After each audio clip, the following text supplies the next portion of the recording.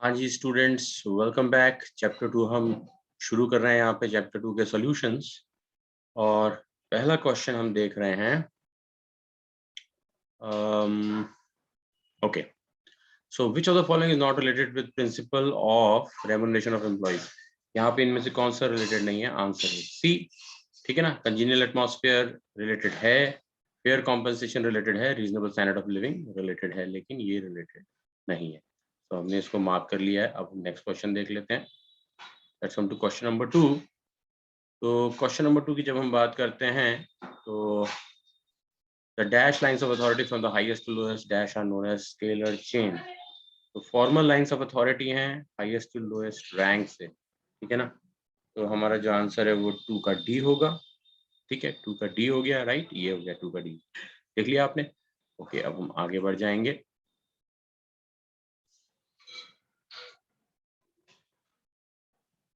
Question है 3, 4 हम देख सकते हैं। Which of the following is false regarding unity of command principles as told by Fayol. कि जो फ्योल ने बताया था उसमें से इनमें से कौन सा नहीं है। यहाँ पे फ्योल को गलत नहीं बता रहे हैं हम, ये हम बता रहे हैं। क्वेश्चन को ध्यान से समझिएगा कि फ्योल ने जो दिया था उसके हिसाब से कौन सा इनमें से नहीं। तो unity of command dual subordination को कहाँ सपोर्ट करता है? नहीं करता। It affects an individual employee, ये भी ठीक है। More than one subordinate can take orders from multiple bosses during the time of emergency. तो यहाँ पे जो हमारा आंसर है इट विल बी बी। ये भी अलाउड नहीं है मल्टीपल बॉसेस से ले।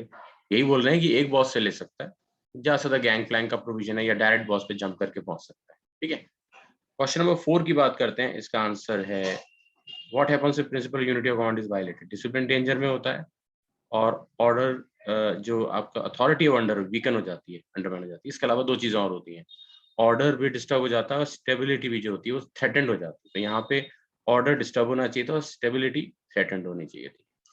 ठीक है, इसलिए एक एक लाइन पढ़नी जरूरी होती है, खासतौर पर जब आप एमसीक्यूज अटेम्प्ट करते हो। चैप्टर के अंदर आपको एक एक लाइन पढ़नी होती है। अब हम देखते हैं question number 6। It's not very easy when it comes to, बल्कि मुश्किल है। मुझे तो लगता है कि जो सिंसियर स्टूडेंट्स हैं उनके लिए और चीज़ें मुश्किल ही हो जाती हैं एमसीक्यू में। तो ये आपको बहुत अंदर तक चेक करते हैं, आपकी सब्जेक्ट पे कमांड कैसी है। 5 का बी है, ठीक है। 6 का सी है। आगे बढ़ते जाएंगे अब तेजी से थोड़ा, क्योंकि सॉल्यूशन के लिए ही मैंने आपको वीडियो यहाँ पे रखा है। ओके, तो जल्दी से देख लेते हैं।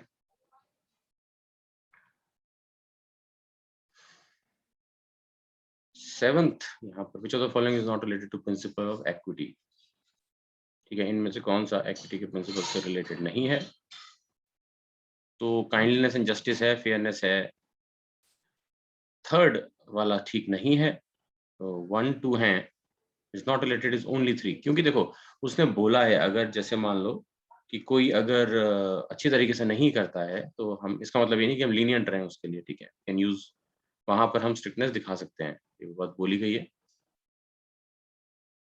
अब 8th पर आते हैं। संजय 8th का आंसर है सी। ओके, स्टेबिलिटी ऑफ पर्सनल, इसके अंदर आपके पास की स्टडी आपने पढ़ी होगी। मैं थोड़ा सा इस पर आगे बढ़ते हैं तेजी से। 8 का सी है।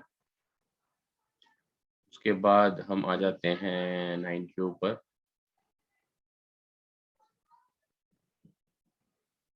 Okay, 9 is a. कौन सा किसी हाल में वायलेट नहीं होना चाहिए? अलग अलग रेसेस के लोग यहाँ पे काम करते हैं, नेशनैलिटीज के लोग अगर काम करते हैं, तो ऐसे में इक्विटी बिल्कुल भी नहीं होना चाहिए वायलेट, बिल्कुल भी नहीं।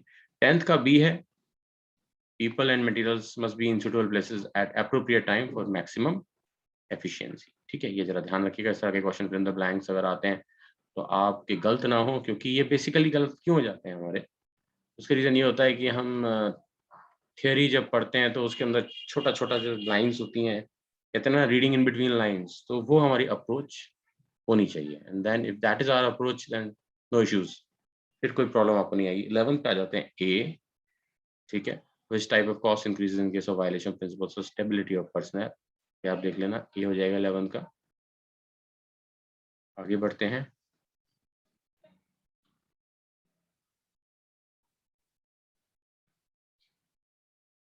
12th का देख लेते हैं। 12th is D. 12th is D, हाँ डी डाल देते हैं, ठीक है, answer is D.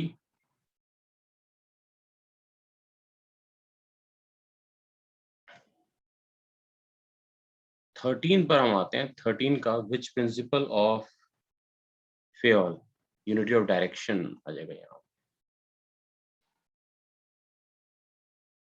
Unity of direction, ठीक है। 13 इज सी, ओके।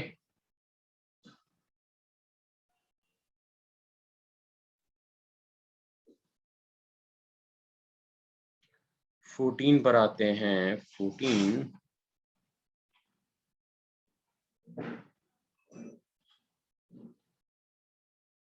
14 का आंसर है ए और 15th का आंसर है डी, ओके। डी हमारा आंसर है 15 का। आगे बढ़ जाएंगे इसके बाद।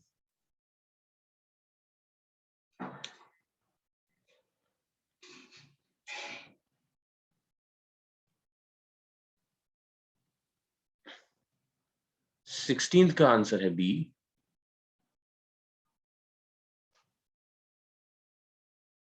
17th का आंसर है बी,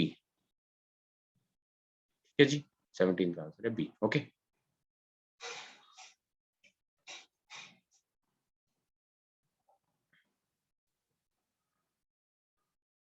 एटींथ का आंसर है B, efficient not effective. Intent of division of work is to produce more and better work for the same effort, ठीक है। Specialization is the most effective way to human effort. तो यहाँ पर जो most effective की जगह आएगा efficient. So यहाँ पर आप देखो क्वेश्चन नंबर 18 के अंदर सिर्फ और सिर्फ बी ठीक है। क्वेश्चन आप दोबारा देखिए क्या बोलता है, वो इज करेक्ट, ठीक है ना। तो सिर्फ और सिर्फ यहाँ पर जो यहाँ पे एफिशिएंट वर्ड आएगा। और क्वेश्चन देख लेते हैं क्या है।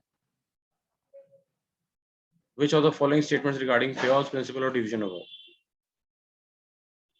इसमें सिर्फ वन ही ठीक है, तो उसका आंसर होगा ए, ठीक है, ओनली वन। तो आंसर इसका अल्टीमेटली सिर्फ स्टेटमेंट वन ही ठीक है, राइट। तो इसका आंसर होगा ओनली वन। ये हमारा 18th क्वेश्चन है।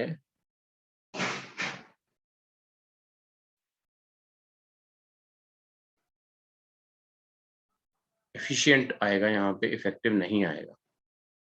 स्पेशलाइजेशन से हमारी एफिशिएंसी बढ़ती है और इफेक्टिवनेस भी बढ़ती है अनडाउटेडली, लेकिन होता क्या है कि जब हम उसको यूज कर रहे हैं तो इफेक्टिवनेस को कांस्टेंट रख के हमारी एफिशिएंसी बढ़ती चली जाएगी। जितने हम स्पेशलाइज होते जाएंगे काम तो अच्छा होगा और साथ में हमारा वो भी अच्छा होता जाएगा, क्योंकि एक लेवल के बाद काम मतलब इफेक्टिवनेस हमारी कांस्टेंट पहुंच जाती है। हम एक उस तरीके से बेस्ट अचीव कर लेते हैं, फिर वहां हम अपने कॉस्ट को कम करने लगते हैं। अब हम 19th के ऊपर आते हैं।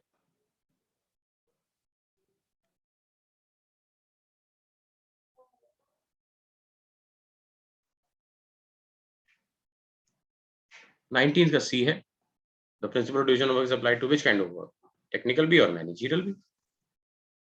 20th का आंसर बी सी है, each group of activities having the same objective should have one head and one plan. ये हमारा यूनिटी ऑफ डायरेक्शन के हिसाब से हम चल रहे हैं यहाँ पर स्टेटमेंट, ठीक है, हो गया। अब हम आगे बढ़ते हैं, 21 देखते हैं। दैट इज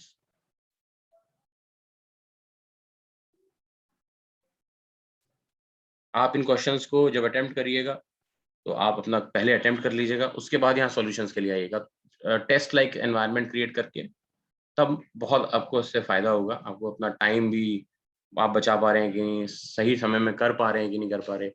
510 क्वेश्चन है, आराम से प्रैक्टिस करिए, खूब पढ़िए, बार बार चैप्टर्स को पढ़िए। Which of the following statements is true, सिर्फ थर्ड स्टेटमेंट ट्रू है, training cost increases if employee turnover ratio increases. Employee turnover ratio अच्छी बात नहीं होती ना, एम्प्लॉय छोड़ छोड़ के जाते हैं। और 1 और 2 स्टेटमेंट्स जो हैं वो गलत हैं।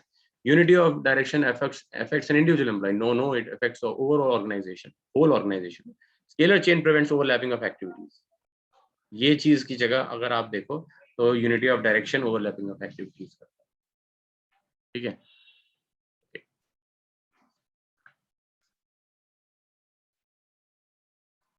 अब हम आ जाते हैं क्वेश्चन नंबर 22 के ऊपर। क्वेश्चन नंबर 22 का आंसर जो है वो ए है, ठीक है। तो यहाँ देख लेते हैं कैसे ए है। Which of the following is true regarding scalar chain. 1 और 2 ही सही है। इमरजेंसी सिचुएशन में सीईओ को डायरेक्टली कांटेक्ट कर सकते हैं। गैंग प्लैंक इमरजेंसी सिचुएशन में लगाया जा सकता है। अब देखो यहाँ पे लाइन में ध्यान से पढ़िए, lowest to highest rank, highest to lowest rank होता है, ठीक है ना। यही चीज थोड़ी थोड़ी ध्यान देनी होती है। क्वेश्चन मुश्किल बन गया, it is from highest to lowest. 23rd का आंसर है C, initiative.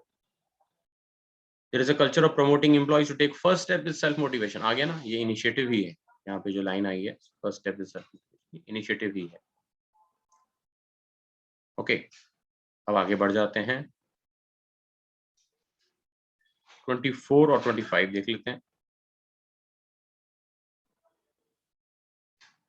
Mr. V, who is the marketing head of a company, has told in a very important meeting। ठीक है, इस क्वेश्चन को ध्यान से देखिएगा, ये सिंगल क्वेश्चन की स्टडी कहता हूँ मैं इसको, ठीक है। ये है भी वो, आंसर इज बी,